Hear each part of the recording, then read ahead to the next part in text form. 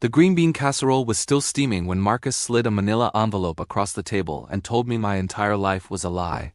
Not dramatic. Not loud.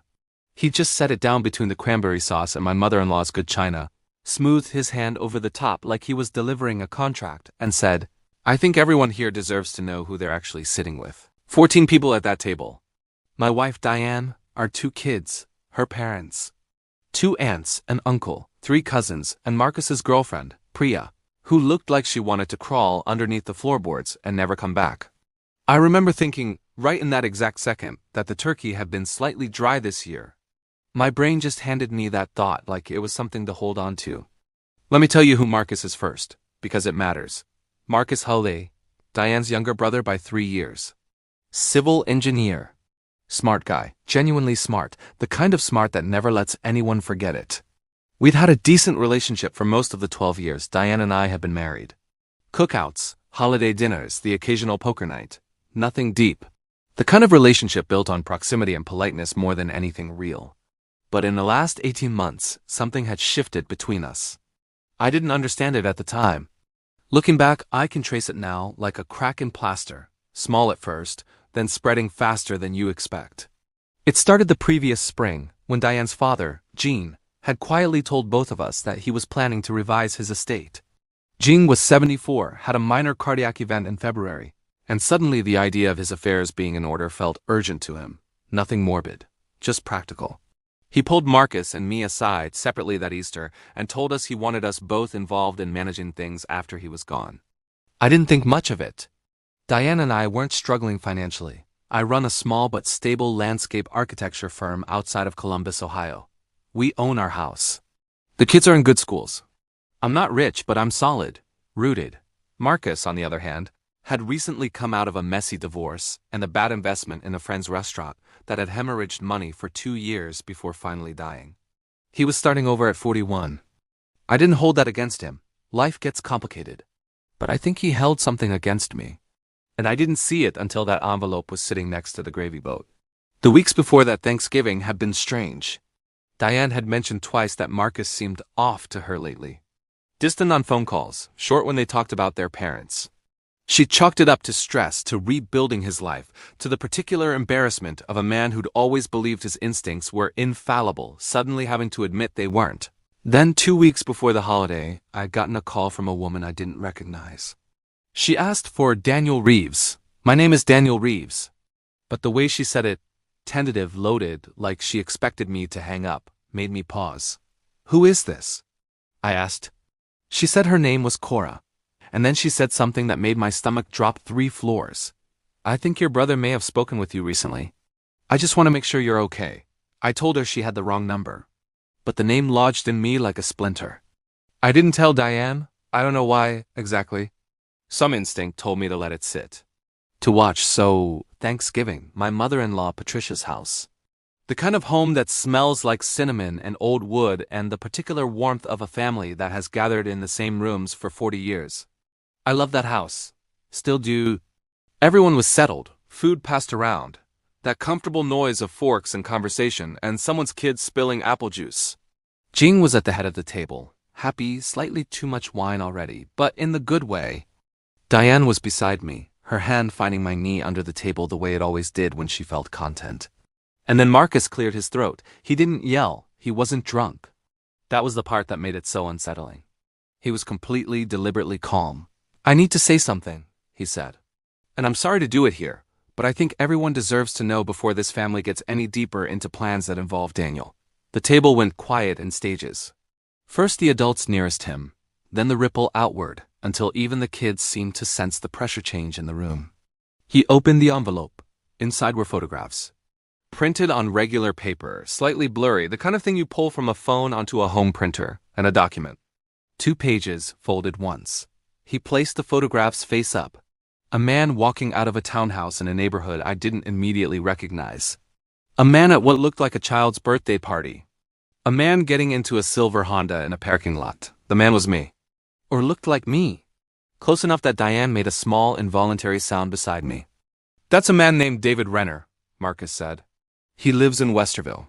He has a daughter named Sophie who is 7 years old. And for the past 3 months, I have had reason to believe that David Renner and Daniel Reeves are the same person.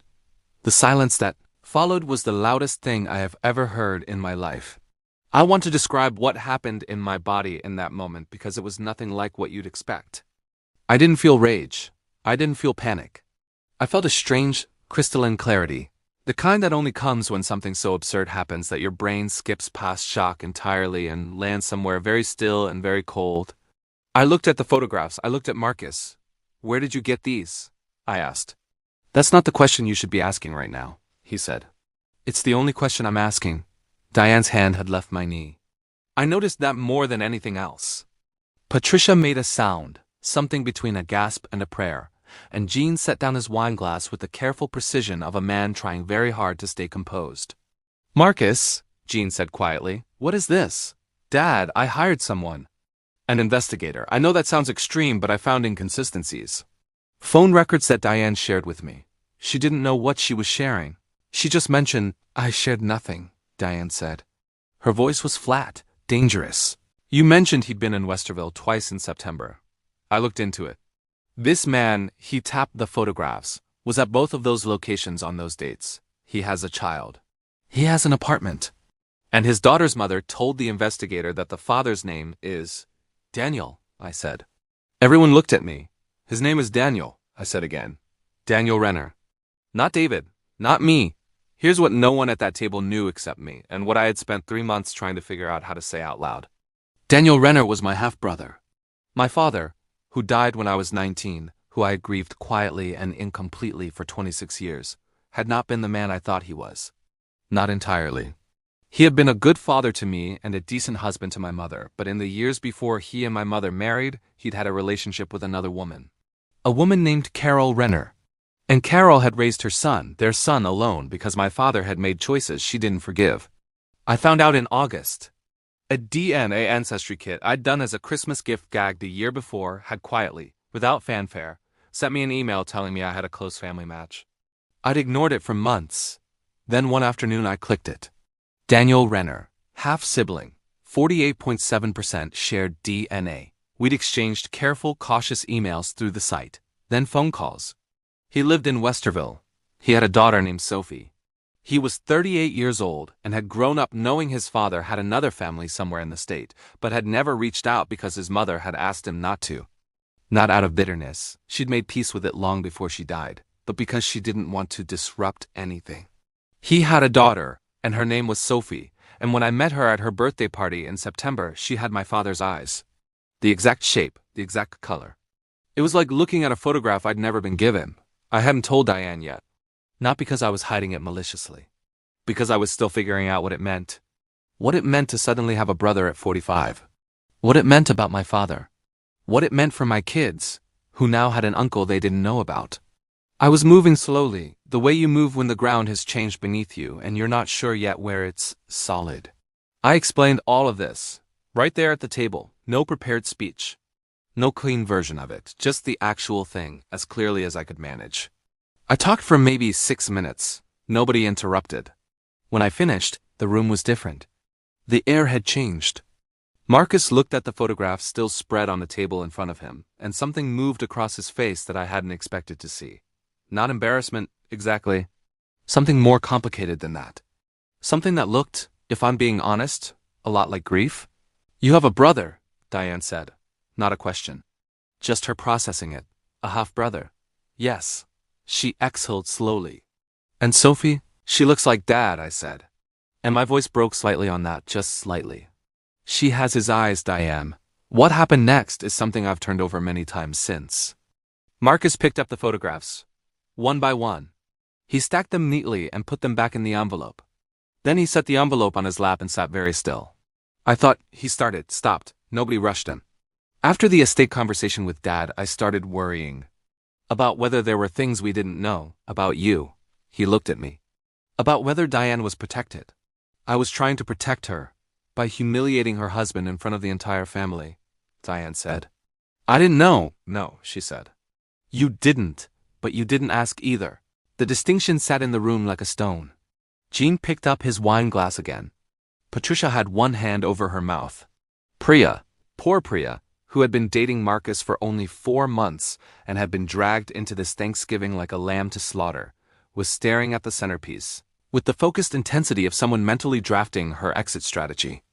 One of the cousins, Tyler, who was 16 and had the emotional awareness of someone who understood exactly what was happening even if he lacked the vocabulary for it, quietly got up and took his plate to the kitchen. A few others followed. The adults remained. The dinner didn't end so much as dissolve. People drifted. Food was wrapped. Jean and Marcus went into the study and closed the door, and through the wall I could hear the low, careful sound of a father talking to his son about the cost of acting out of fear and calling it protection. Diane and I stood in Patricia's kitchen washing dishes side by side, not because anyone asked us to. Just because we needed to do something with our hands. Were you ever going to tell me? She asked. She wasn't angry. She sounded tired and curious and a little sad. Yes, I was building toward it. I kept starting the conversation in my head and then not having it. Yeah. She handed me a dish to dry. I want to meet him. Daniel? And Sophie. She paused. She has your father's eyes? Exactly his eyes. She was quiet for a moment. Jean's going to need to know too, about the estate. About what that might mean. I know. This is a lot to hold alone, Daniel. I know that too. Before I left that night, Marcus found me by the coat rack near the front door.